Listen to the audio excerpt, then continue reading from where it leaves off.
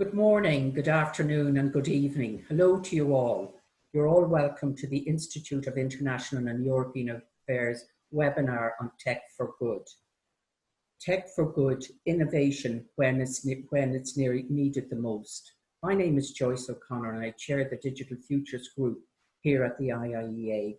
I hope you're all keeping well and staying safe. It's my pleasure to welcome you, a worldwide audience, to the IIEA webinar. People based in the USA, in India, mainland Europe, UK, and the island of Ireland. It goes without saying that digital technology is impacting our lives on a daily basis.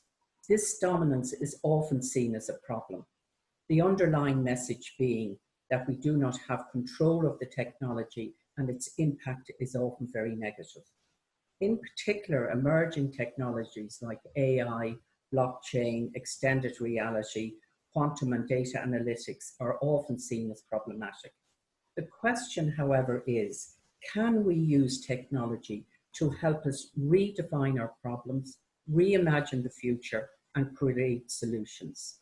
Sanjay Podder will take us and tell us why and how Tech for Good is the way ahead, and show us how technology can be used to create a better world. Sanjay will speak to us for around 25 minutes, and then I will go to questions and answers with you, the audience. Will you submit your comments and questions in our Q&A column, which is at the bottom of your screen?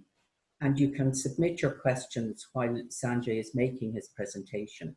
I would really appreciate if you would give your name and affiliation when you ask a question. I'll come to them then once Sanjay has finished his presentation. Today's presentation and Q&A is on the record and the webinar will be available later this week. Please feel free to join our discussion on Twitter using the handle @IIEA. I'm delighted now to be joined by Sanjay Podder. I know, Sanjay, that you have had a particularly busy schedule and will really appreciate you being with us today. Sanjay is leader of Accenture Tech for Good initiative.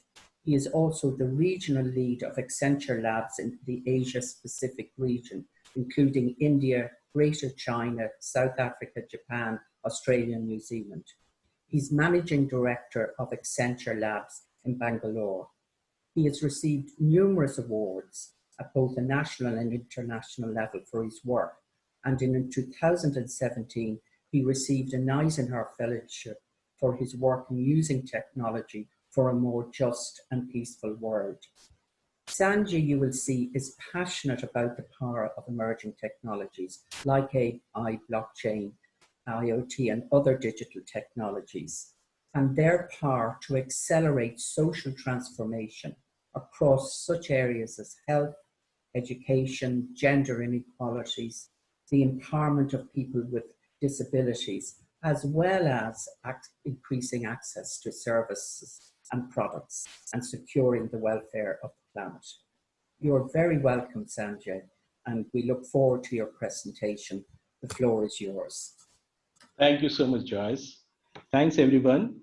So what I plan to do today is actually share my Tech for Good journey for the past more than half a decade, right? So I am actually a technology person, as Joyce described me, leading labs. My day job is to do research in areas like artificial intelligence and distributed ledgers and quantum. So those are the areas. And how did I even come in the social innovations space? How did I get even interested?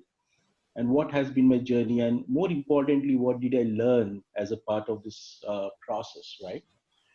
So I hope the slides are visible as I take you through the story. But the first thing is, what is Tech for Good? You know, this is a program we conceptualized more than 5 years back.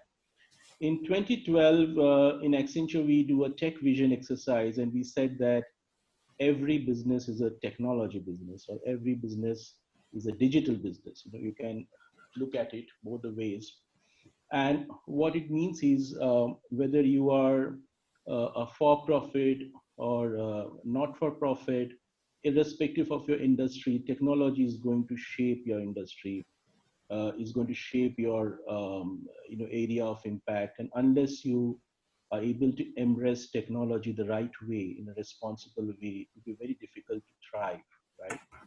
We asked ourselves that if every business is a digital business, how do we use digital, or how do businesses use digital to create a much more inclusive and sustainable world, and at the same time not as a charity but in a way which allows businesses to discover new values for their stakeholders, right? Various stakeholders, the community, their customers, their employees, their shareholders. So with that in mind, the Tech for Good program was conceptualized and born. Now, if you look at the technologies today, what really catches our attention is that never before have we seen such a rapid progress with technologies, absolutely like tsunamis of technologies hitting us, right? And it is about whether it's artificial intelligence, you can see it is a near human level of understanding or comprehension of human speech. So you can talk to Alexa, for example. You can see Sophia here. You can see evolution of quantum, where it can do, quantum will be able to do in seconds what our supercomputers of today will take maybe thousands of years. That's, and for certain class of problems. And what that really means is faster drug discovery, better and faster accurate weather prediction, so on and so forth. And if you look at the impact of social, mobile, mobility, cloud, 4 billion of us are now connected through these devices on the internet. And you can see the collective response we are seeing in this COVID world, because we are all connected. We share what's happening, and how do we help humanity as one, right? And it's so interesting to note that the guidance computer used in Apollo 11, when we all went to the moon for the first time as human beings, it was and the cell phone that you right now carry, the smartphone. The smartphone is thousands, and I would say rather millions of times more powerful than your Apollo 11 guidance computer. And then the question we asked ourselves is, if that's the kind of computing power we are carrying with ourselves, how are we using it for the right use cases? We don't need another social media platform. We need to use this technology where it matters the most. And the other great thing that is happening is, while 4 billion of us are in the I would say the base of the pyramid with $8 income per day. At the same time, the cost of technology is plummeting, which is very good. So technology becomes affordable. The cost of computing, the cost of network, the cost of storage, everything is falling drastically, which means that for the first time, you can use this technology to solve the tough problems of humanity, and which is so beautifully depicted by the Sustainable Development Goals. What I want to really share with you, one of the stories as part of the Tech for Good journey, which was an eye opener in multiple ways for me and my team. While we typically show the SDGs as separate 17 boxes, but in a social problem, these areas are all interconnected. And I want to explain with a girl child here, Neha. Neha here, for example, represents millions of children in India, in other parts of the world, for whom access to education is highly limited. And so is there also problem of malnutrition, access to food, and poverty. And because of all this, one of the big challenge has been early school dropout.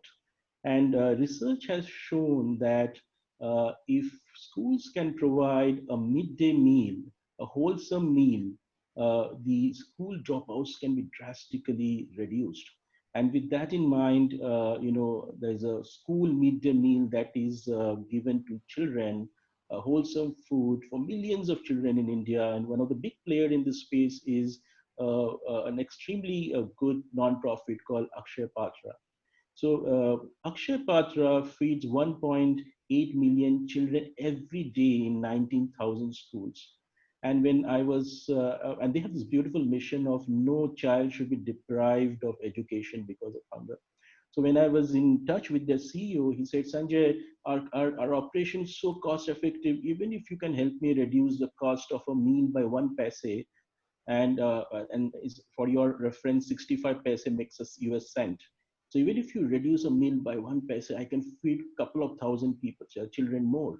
And then we asked ourselves, how do we use all these technologies we have, which we use in Industry X.0, a supply chain, IoT, AI, blockchain to help Akshay Patra and in a way which is very frugal, very human centric, because we don't want to automate out, but we want to augment the cook, the delivery boy.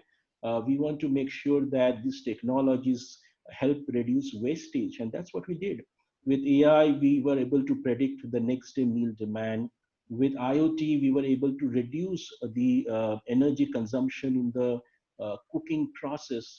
With blockchain, we were able to build better auditability, better feedback of food delivery to school, and thereby ensuring better quality and timeliness of delivery. And as a result of this joint project we did with Akshaya Patra, we could demonstrate almost 18, close to 18% improvement in productivity, which kind of implies for Akshay Patra they can feed millions of more meals now with the same amount of money or funding they have. So that's a power of these new possibilities where these technologies are now able to help us reimagine solution.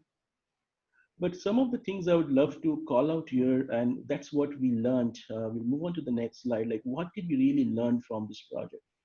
uh, we learned that yes, it's possible to now reimagine solutions with the power of the technology. But we also realized that technology alone can't do it. You have to co-innovate with your impact partners, which meant that me and my team spent a lot of time in the kitchens of Akshay Patra to understand how do the cook all through the night, who are the players, how do they supply the food every day to millions of children, to understand the friction points, how can you really drive the productivity and quality improvement with technology. So this is what we learned, that you have to co-innovate with impact partners. You cannot just build a solution and dump it on them. And finally, in tech for good kind of scenarios also, there are often a lot of constraints. One of the current work I'm doing, last mile connectivity for delivery of digital education.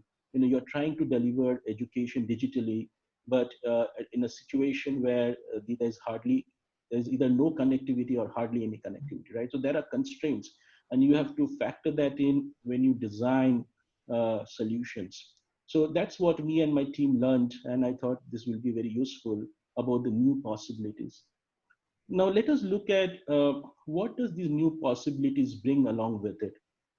And this is the challenging part. Now, in the news, we often hear about the bad effect of technology, right? We hear about privacy, issues with data privacy. We hear about systems with bias, and these are all very true. So, but at the same time, we have to balance it. We have to make sure that we also don't forget the new possibilities that is there, and then we use these technologies in the right way. Now, when we talk about these new responsibilities, think about digital itself. The digital technologies in the future are going to be one of the biggest contributor to carbon dioxide emissions themselves. So unless you write green code that emits less, causes less emission, right? Much more energy efficient code. For example, blockchain's popular implementation, Bitcoin, it consumes more energy than what Switzerland consumes for the whole year.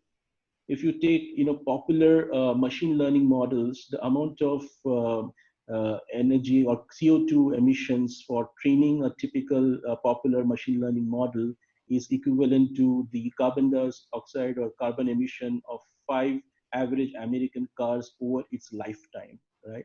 So next time you're watching Netflix or similar such things in the car when you're traveling, remember both of them are contributing to carbon emissions. Now, how do you therefore select the right kind of technologies, because all these SDGs are interconnected. You don't want to create solutions which on one hand solve a problem and on the other hand create a problem. Now, the moving on to the next slide, I think the um, I want to explain this with an example. This is a story of Internet of Birds, and this is something we did with the Bombay Natural History Society. Now we know that we are in the sixth mass extinction because of human activities. Last century, 400 vertebrates went extinct, and typically it takes 10,000 years for this kind of extinction. And the pace of extinction is just going faster and faster because of human activity. If you have to protect the biodiversity, it's very important, therefore, that you can, uh, develop interest, especially in children, awareness, interest, love for nature and biodiversity, right? With that in mind, we did this beautiful solution called the Internet of Birds with Bombay Natural History Society. And what Internet of Bird is a computer vision AI system that is trained that uses a trained machine learning model. Now, and it can recognize any bird. So you take a photograph and you ask Internet of Bird, which is this bird? It will give you an accurate information and also point you to more information in the internet, right? And that way, in fact, right now in COVID, children love to use it because they are doing a lot of window birding. They can see birds coming in the balcony and they want to know what bird is this, and that's a very interesting thing. Now, when we built Internet of Bird, obviously there was no machine learned model to use it, and we needed lots and lots of images and curated images to train the machine learning model, the AI system, to know that this is this bird and that is that bird. And so, where do you get the information from? And one might say, okay, you can go to Google, right? But just because the images are there in Google in many cases doesn't mean you can start using them. And that's the whole mindset when you go about doing tech for good.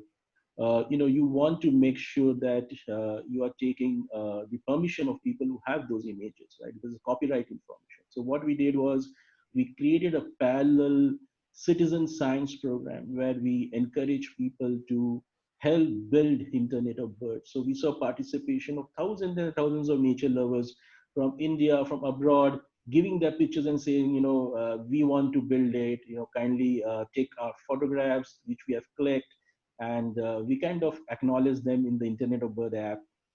And very happy to tell you that it has been, for us, the journey has been the destination. It was not about creating an app, it was about creating awareness. And with Internet of Birds, we can right now identify over 800 birds, and it's an ongoing process. Hopefully, about the 1,300 birds, which is, I believe, around 14% of the avian population globally in India, will be able to identify. So this is again one of the very nice pro bono work we did with the Internet of Birds.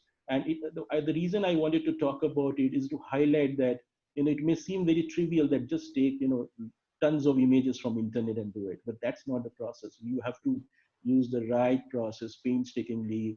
Look at all aspects, whether it's data privacy, whether it's data protection, data residency, and things like that. So moving on to the next slide. So what did we learn about the new responsibility as we went about doing the Tech for Good project? We learned few things. First, we learned that we have to educate and enable our partners, the impact partners, the people who are impacted, to use digital and data the right way, right? So we assume that they will do it right, because otherwise, the very people and community and planet you're trying to protect, you'll make it vulnerable. How do you capture data as only as much as you need, and how do you ensure you retain it only till the time you need it? How do you protect it? How do you ensure data privacy? How do you ensure it doesn't fall in the wrong hands? Then you have the second thing we learned is, the selection of the technology stack is very critical. Just because you're doing tech for good, you do not go about picking up the most fancy technologies, right? You make sure that, for example, the affordability, the energy consumption, how human centric is it? How can people use it? Also the software engineering processes, you test them for bias. You make sure the systems are being trained with the right veracity and variety of data, for example. So those are the things very important to keep in mind. And then all through the process, you need an ethics first mindset. The way you design it, and there have been many such stories where, what kind of data do you get? How do you make sure that you don't pass on the data, transmit the data, you don't store the data after it is used, so that there's no risk of the data being misused later on, for example. So there are many such things. So an ethics first mindset is extremely essential. So this is what we learned as a team, and we keep in mind when we do our Tech for Good projects. Moving on to the third thing, we saw the new possibilities, we saw the new responsibilities, but then what is really happening is the new mindset, which to me is extremely, extremely important. Very early on, we realized, even in the very first Tech for Good project, that while we get so excited as technologists about technology part in Tech for Good, technology by itself is only a necessary condition. It is not a sufficient condition, because what you really need is the collective intelligence of an ecosystem if you want to do any change at scale. And then as a big business ourselves, we figured out the need and the collaboration with impact partners, nonprofits, social entrepreneurs, with large academia, with startups who bring a lot of deep tech solutions, with government, because a lot of these technologies may be in areas for which regulations don't really exist, right? And if you're doing an earlier adoption, so it's a really an ecosystem play. So the second part, which probably I will talk about, is when you build this kind of systems. Increasingly, we are in a world of millennials, and people are looking at this as, who are you missing, or who are you leaving behind when you are creating this kind of solutions. It's very important, and again, it's not just uh, nice to do thing, but it also makes a lot of business sense, because for example, people with disabilities, that's what I'm going to talk about in the next slide, they are also a big market. If you have to design products and solutions for them as well, and typically we miss out when we create systems. Even when we design a simple screen for an application, we don't think about the colorblind. We don't think about how will this be used by people who have any kind of visual impairment. So this is a story of Blee. So Blee is a startup by a couple of very young women entrepreneurs who had just finished their design graduation from a design school, and they are extremely, extremely passionate for improving the lives of the hearing impaired. And as Accenture Labs Tech for Good, we had the opportunity to work very closely with them and mentor them. And what we realized is, the Blee watch, very beautiful watch that is used for giving alerts to people who cannot hear, right? What we jointly did, and based on lab's expertise in AI and other technology, we could extract the beats from music and convert them into vibrations into the wearable, the B watch. So what that really meant is, a lot of children in schools, for example, who are having hearing impairment, but who would love to dance because they can see dance on television. But for them, this becomes a very powerful technology. We all use your wearables for 10,000 steps a day, for example, but then we don't think about these kind of possibilities. So how do you give this vibration and synchronize the vibration so that they can also work, dance as a group, for example? So that was a very interesting work we did, and we had a live performance with the Believe Watch. A couple of children from the school for the hearing impaired in Pune, and this is again a very interesting mindset, I would say, about ensuring that the benefits of this world, this technology, goes to all sections.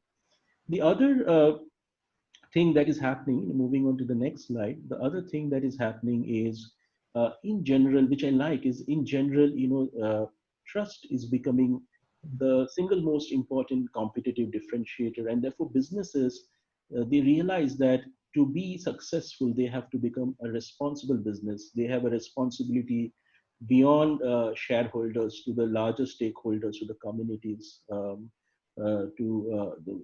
their own employees, to the customers, everybody, right? So that is a huge transformation happening as we speak, when businesses are trying to embrace a larger agenda, right? And this is a very good change that is happening, a mindset change.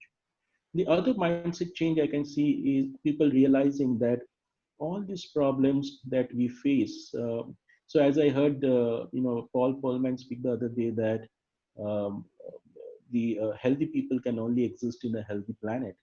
And I would extend it to say, a healthy business can only exist when there is a healthy people in a healthy planet, right? So for businesses, it therefore makes sense to embrace this larger purpose, and they can do it only not alone, because these are difficult problems. Only when you pull in the collective intelligence of the ecosystem. So the need to scale this innovation by joining hands, that's what people are realizing, and there's a huge focus on collective intelligence, joining hands across academia, startups, businesses, you name it, right?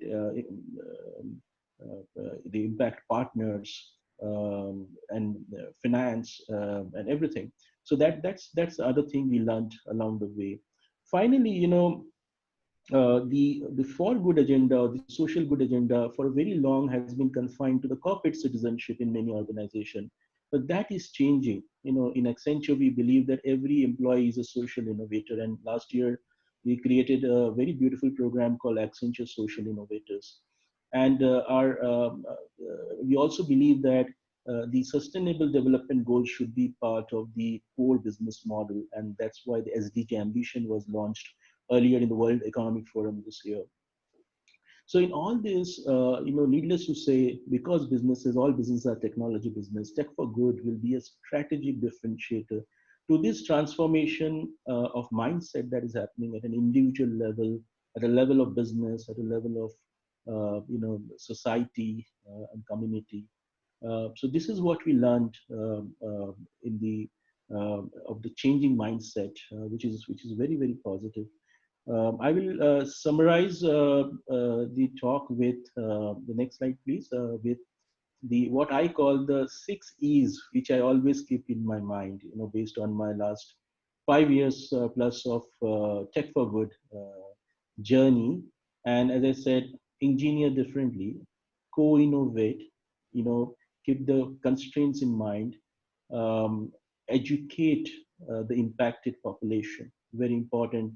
You just can't dump your solutions on them. You have to educate them to use and handle technology, enable them so that they have access to the technology and skills to embrace it. And ethics first culture in everything you do here, it's very important. The need to build a very strong ecosystem, extremely important. And then embedding social good in everything you do, embedding the SDGs, embedding Tech for Good, technology for this purpose. So these are certain things we keep in mind as we go about doing Tech for Good project. Before I close, I will request a small video to be played that shows two of these fantastic students from the School for Hearing Impaired. They put a live show with the Blue Watch on stage. So we have a small video to show how the watch and the students can now dance or feel the music, right? So if we can play the music, please.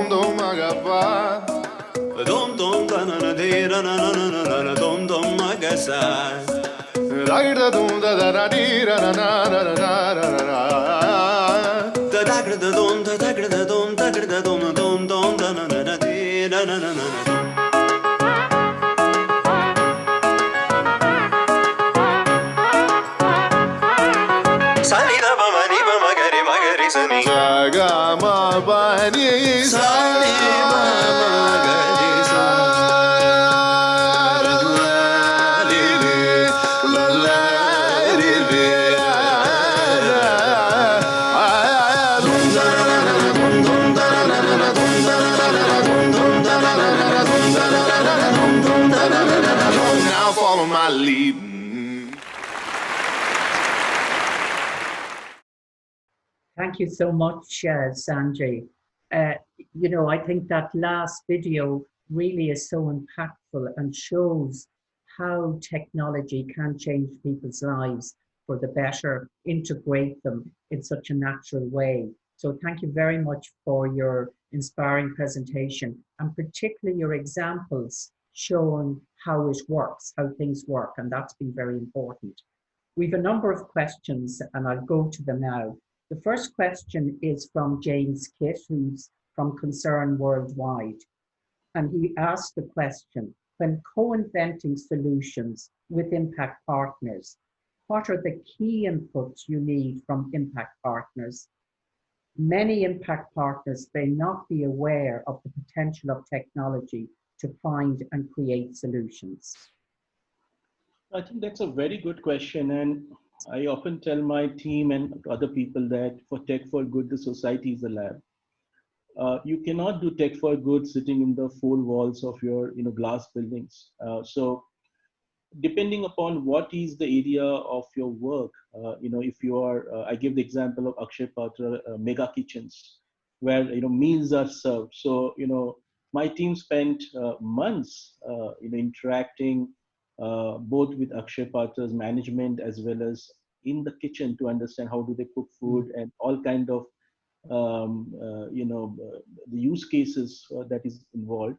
Now, to the question, they do not know technology. You're right. So it's both the ways. We as technologists do not know the complexity of the impact that the impact partners have. Right? They are the specialists in that area.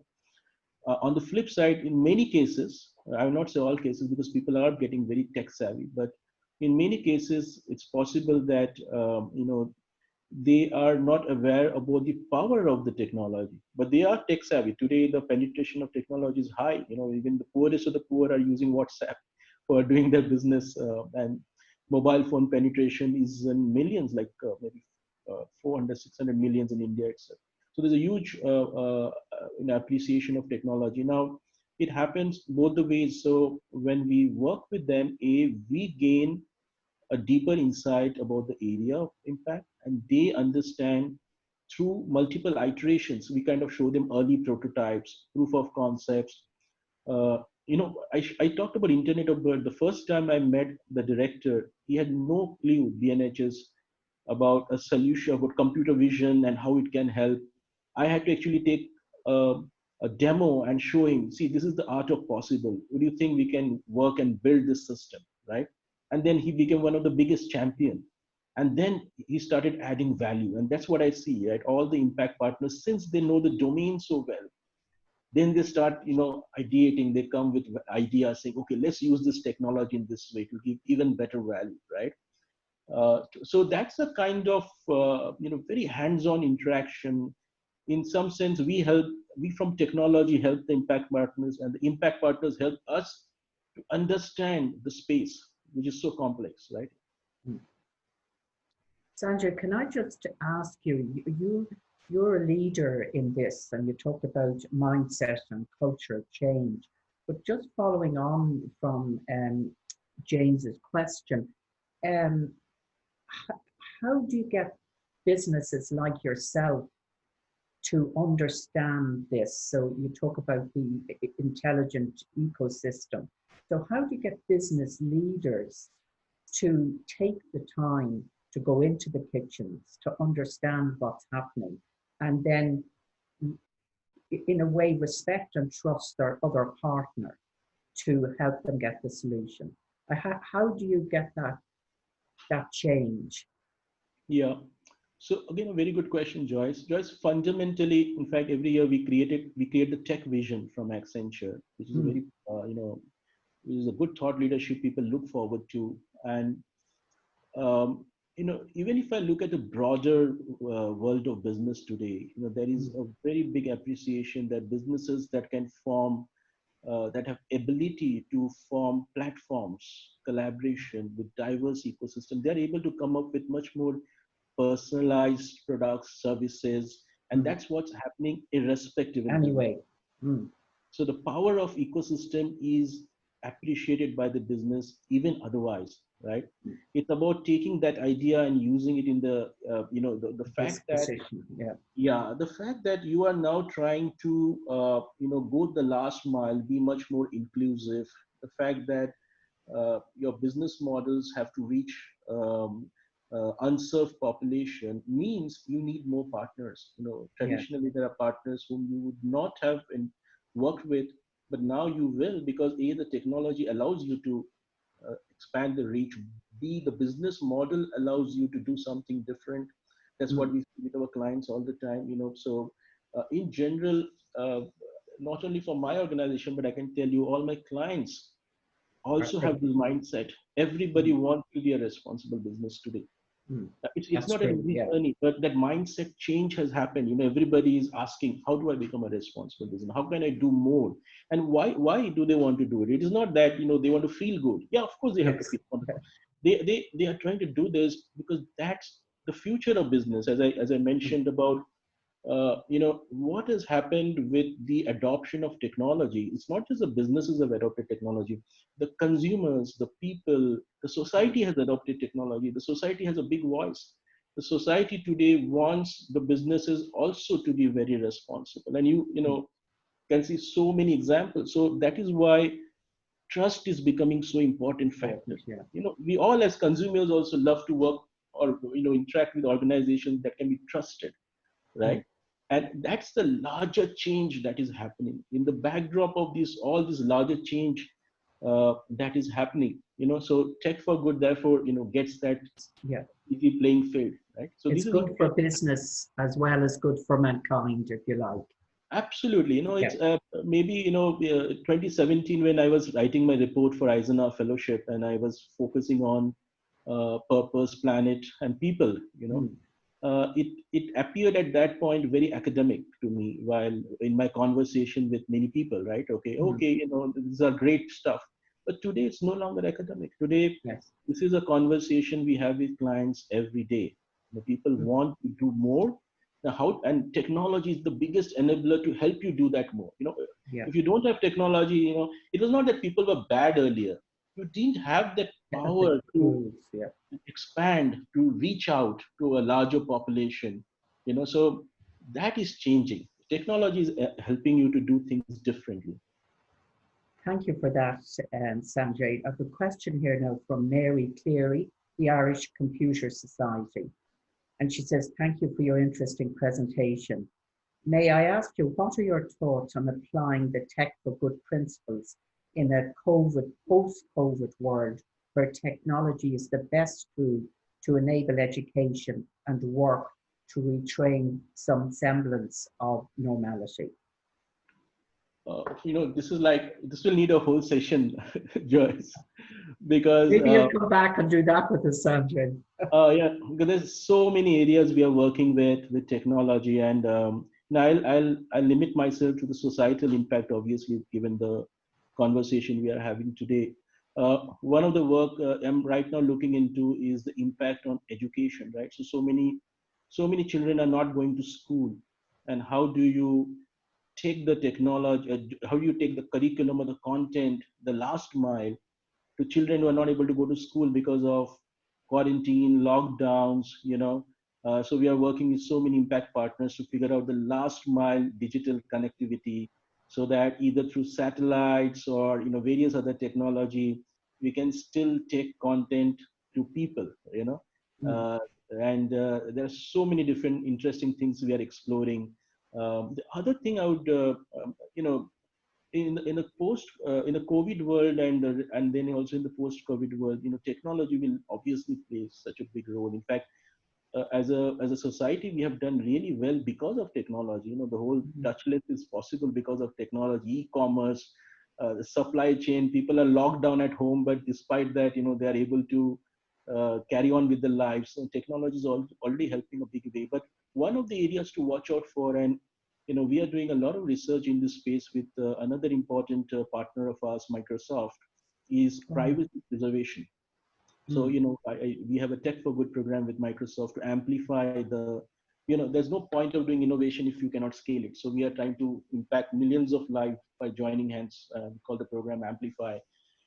So with Microsoft Research and Accenture Labs, we are looking at the privacy preservation space because there is a lot of concern about when all this data that because of contact tracing and various Mm, reasons that get shared, how do you make sure that they don't fall in the wrong hands in the future, right? mm, So there is a lot of research and data governance platform in the privacy preservation space. So that is on the new responsibility that I spoke about, right? How do you make that happen? So across the new possibilities, obviously there's a lot of new interesting things you can do in the COVID world. A lot of new responsibilities you have to take into consideration as people are coming forward to share data because of contact tracing and this and that. But how do you make sure they are not getting compromised in any way, the data, right? So we have to look at all these applications with extra attention to make sure people's data privacy are taken care of, and this is only used for the purpose it is being given and only for so long as it is needed. But that's going to be similar healthcare, for example, remote patient monitoring, mm. because you want to again go touchless. So with this education, healthcare, supply chain, right now I gave you the example of Akshay Patra. We're again working with Akshay Patra to implement computer vision systems through their regular CCTV to monitor social distancing in the floor. So the people are keeping social distance, hygiene. They're cleaning their hands, they're wearing the mask, and all this is being done in a way that it is not like surveillance, right? But at the same time, alerts are being raised, behavior changes are being encouraged, so Yeah, that people don't get infected. In case anybody gets infected, how do you, do contact tracing so that only the section of the factory where the person might have moved, only that can be secluded rather than bringing down everything, right? So that is so many different use cases mm. that you can use, in this whole process. So Thank you very much, Sanjay, for that. As you've shown, there's lots of ways that lots of things. we can get back. We've another question now from Etna McDermott, an IIEA member. What steps have been taken or can you take to ensure girls and women can access technology in societies where traditional and patriarchal attitudes are deeply entrenched and tech itself has had a well-known gender problem, and she mentioned specifically Silicon Valley. That this is a both important question and a difficult question, honestly, to answer, because uh, even the level of women empowerment is not the same across the globe. Hmm. But based on the limited work I have done in this space, I can tell you, we have this whole idea of continuum of care for a girl child right from the time she's in the womb. The first 1,000 days, there's a nice program called ICDS in India, Integrated Child Development Services. So it's a government program. So how can you bring technology to help the ICDS program to the point where we have used technology extensively to address the problem of human trafficking of girl child in particular, Hmm. the school dropout problem, early marriages, uh, to the point where we have explored with technology on helping women who drop off from jobs because of maternity reasons. How do you enable her to learn again, reskill, and get back to the work life, right? So in various point of a journey of a woman from the time she's a child to the time she has her own child, there are various government programs, for example. How do you get all these programs in a very integrated fashion so that you address them with help of technology in a holistic way? You put the person in the center rather than look at it as a program, right? So we have a very nice paper. It's there in the public domain on women healthcare empowerment with technology, which I had co-authored and we have submitted in the World Government Summit. I think it was last year in Dubai. So technology. Then the recent work with Grameen, where we were helping women villagers learn more about financial inclusion, so that they have access to microfinance. Now, there is also a lot of programs in Accenture, such as Women Who Code programs or Girls Who Code program that we very aggressively and very support. We want to, encourage girls who code. So, many such programs. We also obviously have a very high diversity percentage in the firm, but in general, these are um, I don't think there's a one answer to that question. There are a lot of different areas. There are programs like Girls Who Code, encouraging girl child to take a to learn STEAM, that is, science, technology, engineering, arts, mathematics.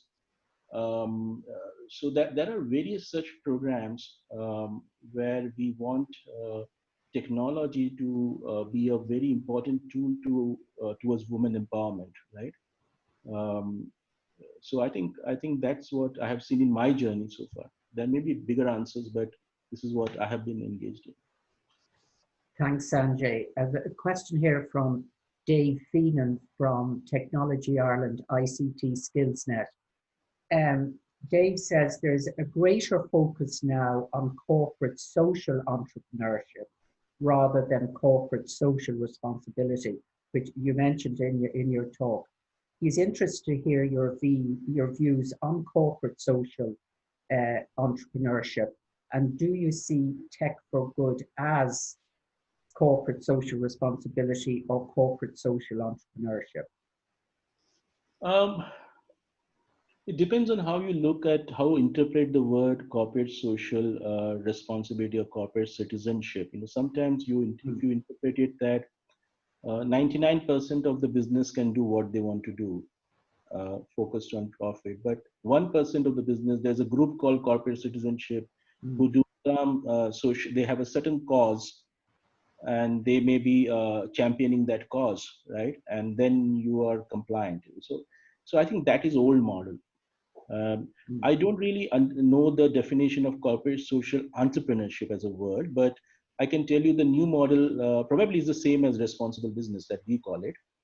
The new model is about, the whole organization has to embrace a larger cause, innovation with a larger purpose, right?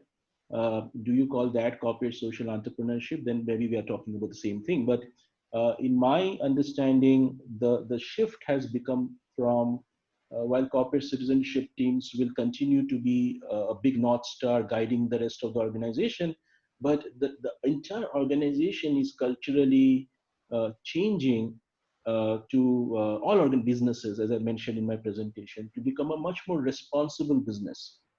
And I described why, right? What is the imperative? Why do they want to do it? It's not that it's feel good alone, but that's what the society wants from you. Everybody wants from you. And that is the reason why I mentioned we also have a program called Accenture Social Innovators, where we encourage, like um, very recently, we did we educated our own people on. We write a lot of code in the firm, right? We are one of the largest technology services company, so we created a whole curriculum on how do you write code which is accessible, which is inclusive, which is energy efficient. So if you're a coder, a designer, you're working, building a system for your clients, for example. So you are baking it in, this kind of ideas, whatever you do. If you are a software development company, you just don't write some code which is meets the functionality. You ask all the bigger questions. You ask, is this an inclusive code? Is it an accessible code? Is it an energy efficient code? Because all these have implications later on, right? um, so those are the various dimensions. Does that mean these are corporate social entrepreneurships? Frankly, I don't know I've not studied that term. But for me, these are responsible business mindset. I've been talking to clients who are in home mortgage, and they want to ensure that nobody is homeless, say by 2030. So they are taking in a larger purpose, right?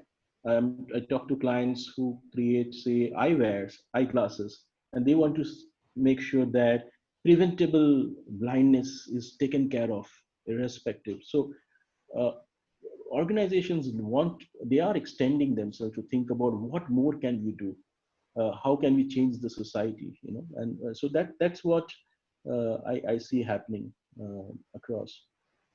Thank you, Sanjay. I have a question here from Jane Massey. Jane is from SGS and she's also an IIEA member. Noting the references to specific sustainable development goals, can you recommend how to engage organizations and analyze and authentically align with the social or sustainable development goals?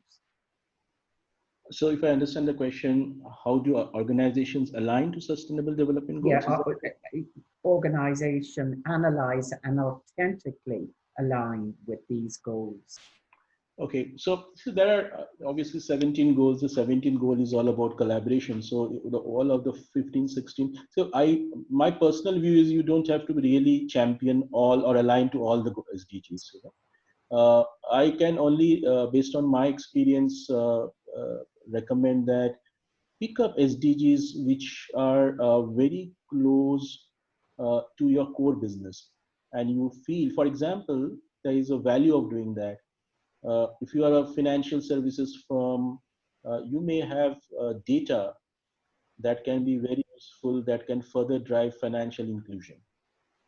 Or I give an example: you're a home mortgage company. You may have data that can be further used in a way that you help in a way that there's no homeless people, right? So in your areas of endeavor, if there are SDGs, you're a mining company, maybe biodiversity, environment might be very important for you. You are a technology company, building next generation skills, employability, jobs may be very important for you. So those are like the sweet spots. It doesn't prevent you from embracing more SDGs, but probably if you can take some spots which are well aligned to your business expertise, interest, skills, domain expertise, that always helps. Um, that is what I have seen organizations do. Thank you, Sanjay. There's a question here from Carmel Summers. Um, this is a personal question, really, for you and your team. How do you select the projects you decide to work on? As I expect you get a lot of requests for support. No, that's honestly we for me, my team has become so over energized. I have to actually tell them that go slow. You can't help everybody, but try to be much select areas where you can have the maximum impact and you can scale the impact. And one of the idea I always I insist with my team is uh, keep pushing the bar higher, so that what we have to measure ourselves with is the impact. Otherwise you can get very excited with the technology working. That is the easy part. And I always say in the tech for good, the tech is the smaller part, the good is the bigger part. So the proof of the pudding is the impact you can create. The question is right, that we do get a lot of people who approach us saying, can you help us?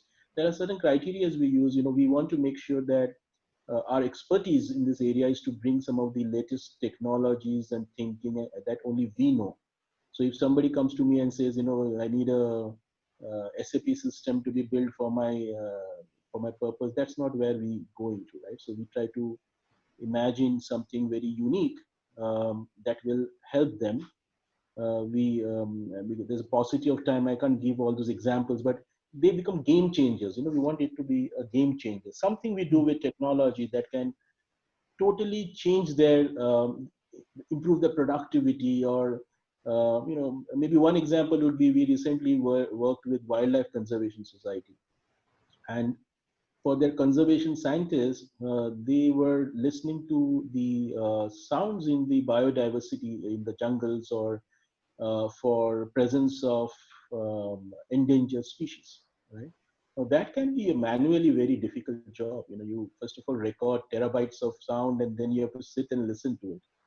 just imagine you have an AI engine that listens to the same sound and in few seconds tells you was an endangered gibbon or a dugong or any species detected in the jungle, and if so, at what time of the day, right? Humanly not possible. It's very difficult. You know, may spend months doing that. Computers can do it in few seconds. So we look at such opportunities Mm. where it's a game changer. So when we select projects, we look at those kind of areas where we can bring the depth of our research and development, where we can really help them in a significant way. I'm not just talking about IT automation, right? Mm. You know, anything that can really be disruptive for them.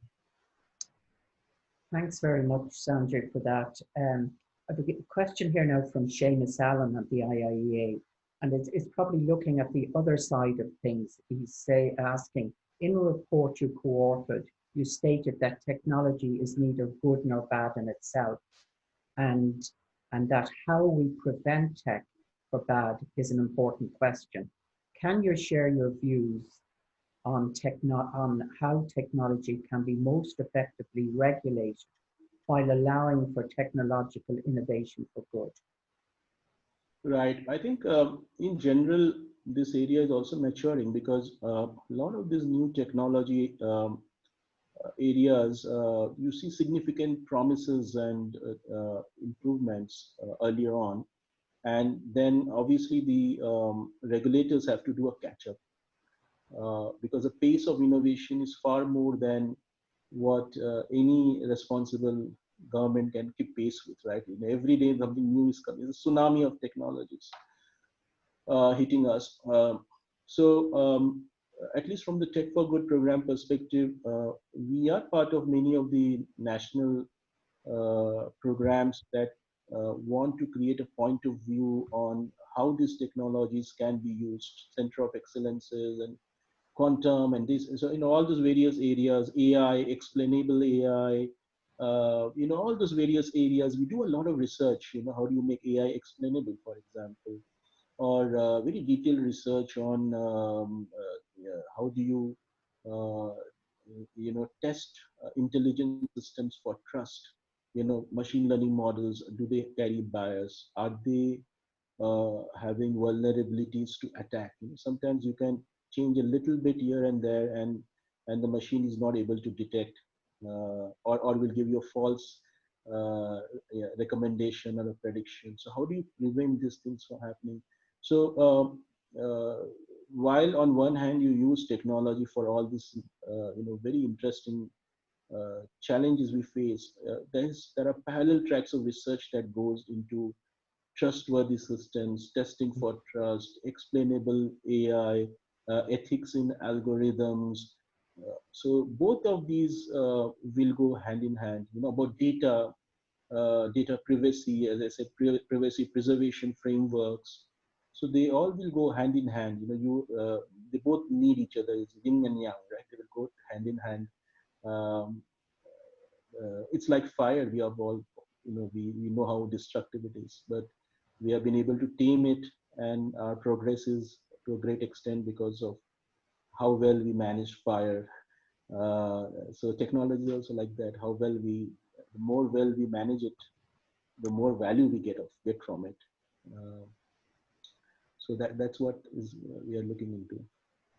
Andrew, thank you very much for that. Unfortunately, time has caught up with us. There's lots more questions, but thank you again for your inspiring presentation, but also for the examples that you've given. And I think you've summed up in many ways the work that you do. You are a game changer. You and your team have created possibilities for people, but also brought together the idea of, NGOs, business, academia, industry, policy, and government working together in that creative and very intelligent ecosystem. So there's a lot to learn today, and thank you very much. We really appreciate it. Thank you. I think you make a great impact, and you've certainly made an impact today. I'd like also to thank our audience for their participation and also for your questions, which were very much appreciated.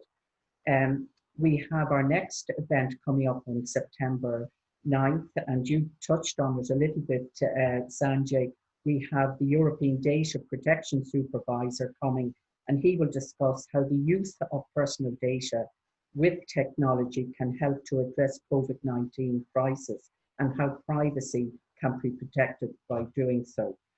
And finally, I'd like to thank our IIEA production team and your team as well, Sanjay and Lorcan Mullally here, and our policy researcher, Seamus Allen, for their work and a contribution to this webinar. So thank you very much again, and we hope to see you perhaps in person the next time, Sanjay. So thank you all again, and stay safe and stay well.